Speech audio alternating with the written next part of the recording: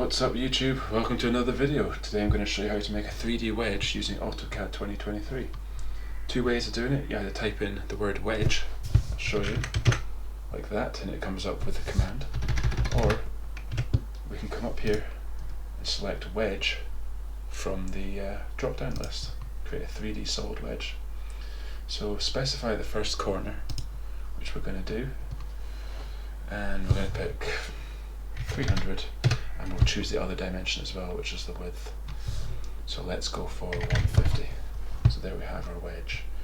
And now it's all about choosing the height, which is going to go from the far end there. So I'm going to choose 200.